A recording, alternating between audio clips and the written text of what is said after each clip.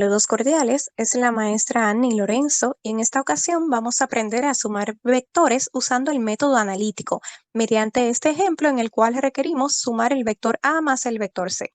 Primero debemos recordar que cuando sumamos vectores, pues el resultado también es otro vector.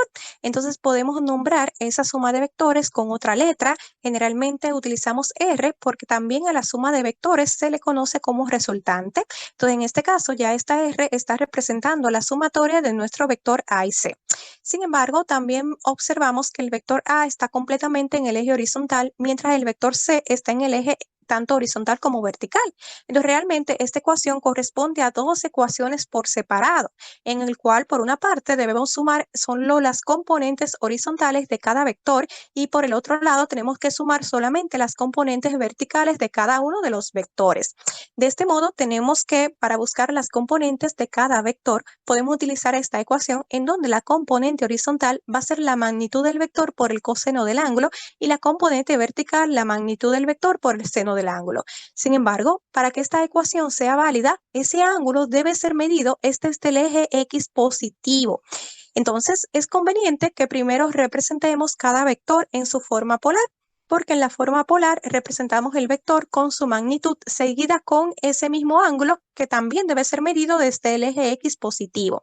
Entonces, para guiarnos podemos poner un eje de coordenadas centralizada donde inicia nuestro vector para tener una mejor idea de nuestro ángulo requerido. Entonces vemos que el vector A que se encuentra en el oeste pues corresponde a un ángulo medido desde el eje X positivo de 180 grados, teniendo acá 0, 90, ¿verdad? Hasta 180 grados. Entonces ya de forma polar nuestro vector A es igual a la magnitud que se da acá entre paréntesis 10 newton seguido del ángulo medido desde el eje X positivo 180 grados.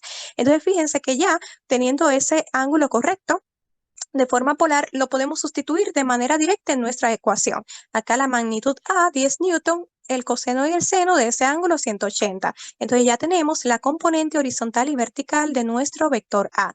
De igual modo, vemos que para el vector C representarlo de forma polar necesitamos ese ángulo que sale del eje X positivo. Y acá este ángulo se nos está dando desde el eje Y.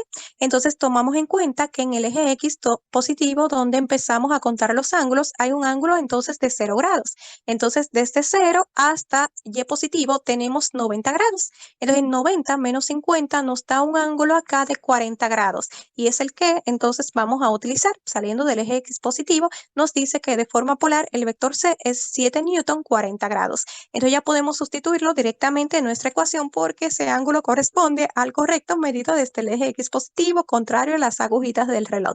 Entonces ya teniendo las componentes horizontal y vertical de nuestros dos vectores, la vamos a sustituir en la ecuación para saber la componente horizontal y vertical de nuestro vector resultante suma.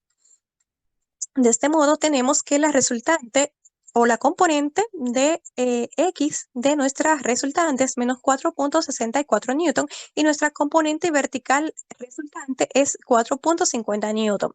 Aunque ya de este modo tenemos, por ejemplo, la forma cartesiana o rectangular de nuestro vector resultante, donde de forma cartesiana va a ser igual a la componente horizontal, coma su componente vertical, que la sustituimos por el resultado que nos dio, o de forma rectangular sumando esas componentes utilizando los vectores unitarios correspondientes y para la componente X y J para la componente Y.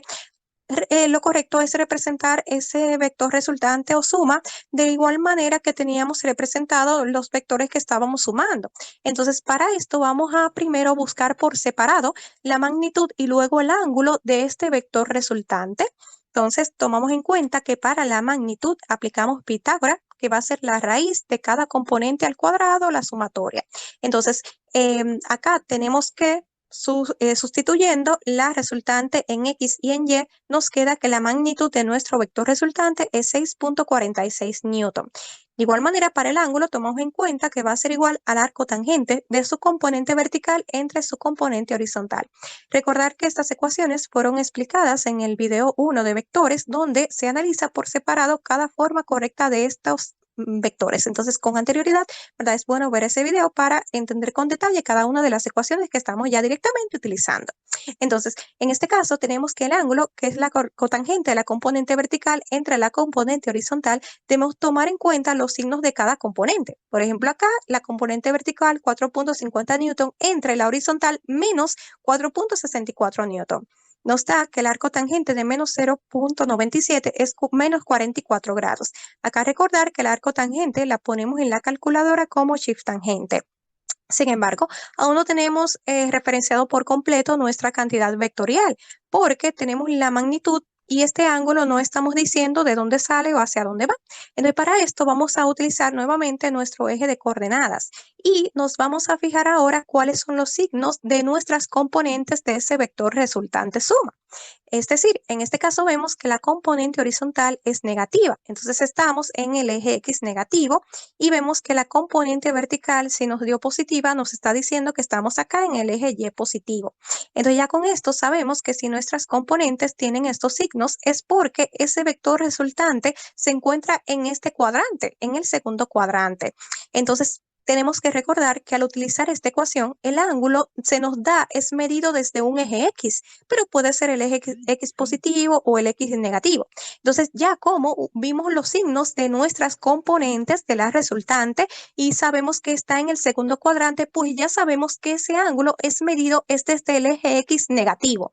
Entonces, salimos desde ese eje, medimos nuestro, ¿verdad? 44 grados. En este caso, como no es un método gráfico, basta con simbolizar acá ese ángulo, de dónde sale y hacia dónde va, y ahí poner nuestro vector, ¿sí? O sea, esto lo estamos haciendo para referenciar y guiarnos para saber el sentido y la dirección de nuestro vector resultante. Entonces, con esto ya vemos que nuestro vector está saliendo desde el eje X negativo, que corresponde al oeste, y se dirige al Y positivo, que corresponde al norte. Entonces, ya sí podemos referenciar por completo nuestro vector suma resultante, indicando magnitud, dirección y sentido, porque ya tenemos que la magnitud 6.46 newton a 44 grados que va al norte del oeste. También podemos representarlo de forma polar, indicando el ángulo saliendo desde el eje X positivo.